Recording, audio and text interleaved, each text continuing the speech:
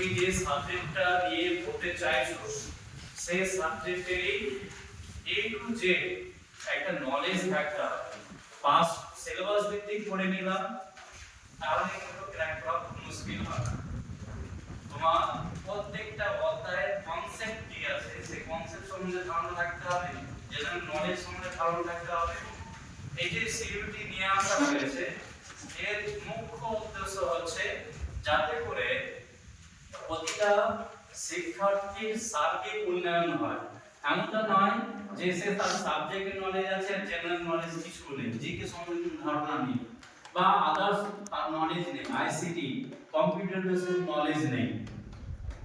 এই জন্য এই টেস্টগুলো সেন্ট্রাল থেকে কন্ডাক্ট করানো হচ্ছে এনটি এর মাধ্যমে। এনটি একটা পরীক্ষা চালানো বা সঞ্চালন করার একটা কমিটি বা কোম্পানি ধরে নিতে পারে, যে তারা পুরো ভারতবর্ষ জুড়ে বিভিন্ন ধরনের কম্পিটিটিভ যে এক্সামগুলো হচ্ছে তারা সেই এনটি এর মাধ্যমে করানো হচ্ছে।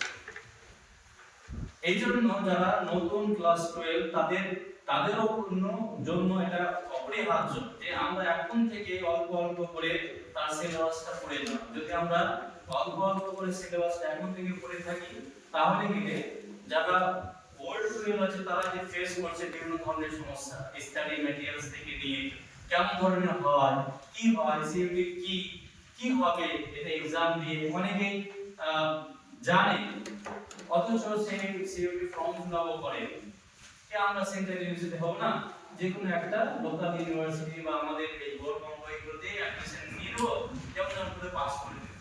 কিন্তু বিষয়টা সেরকম না। বিষয়টা হচ্ছে যে এই